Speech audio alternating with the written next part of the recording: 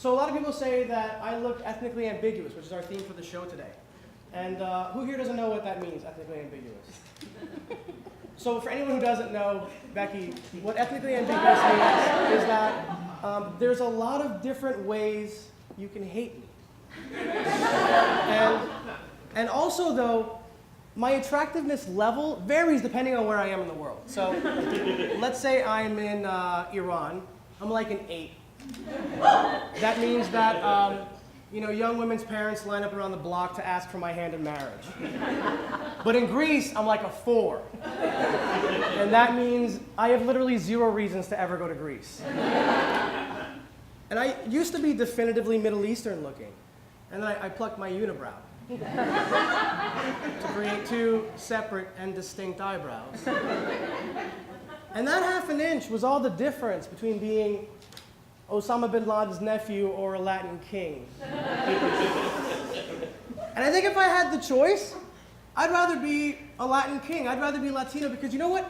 Being Latino is pretty cool. There's nothing really cool about being Middle Eastern. Like Latinos, they have salsa, merengue, bachata. They have quesadillas and tacos. They have the most interesting man in the world.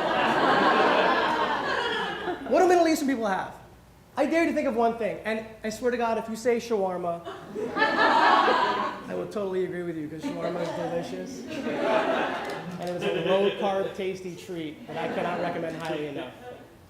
And, truth is, though, I'm just waiting for the day when it does get to be cool to be Middle Eastern, because even, look at African Americans, they got Beyonce.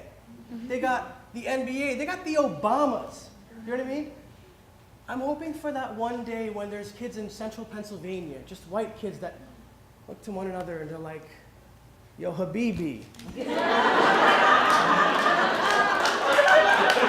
Yo, let's get some falafel. It ain't easy being a Shah.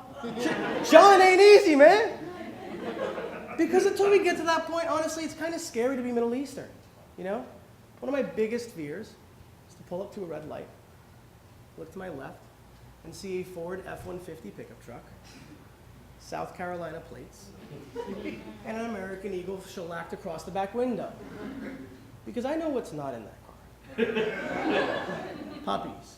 There are no puppies in that car, and puppies are adorable. No, who's in that car is the Larry the Cable Guy's abusive uncle, Earl, and his best friend, Bill, the still making up for 9/11 guy. And they're gonna look at me, and they'll be like, well, I don't know what in the hell that is. I wanna hate him, but I don't know how to hate him. And there's so many ways, Earl. Well, Bill, why don't you pull out the manual? And they'll reach into the manual of their Ford F-150 pickup truck, the glove box, and pull out the manual, Know Your Hate, a comprehensive guide to discrimination, with a foreword by Paula Deen. I imagine this manual comes standard on every pickup truck sold in North America. I could be wrong. And they'll start flipping through and be like, well, he got 2 separate and distinct eyebrows. And he could be Mexican, but he's pretty tall. Like, well, I think he's not Mexican, he's too tall to be Mexican. And he got the afro, but I don't see a basketball, so he can't be African American or one of the blacks. And they'll say, well, we're gonna go ahead and roll the window down and engage this guy. We're gonna roll the window down. Hey. That's how I imagine it. That's what I think would happen. And I'll have no choice, and I'll roll my window down, and I'll, Scusi! I got a pizza pie I got to deliver. Mario and Luigi, they waiting, and the princess is going to be real mad. I say, I told you he's a Mexican. Guys, we have a really great show for you today.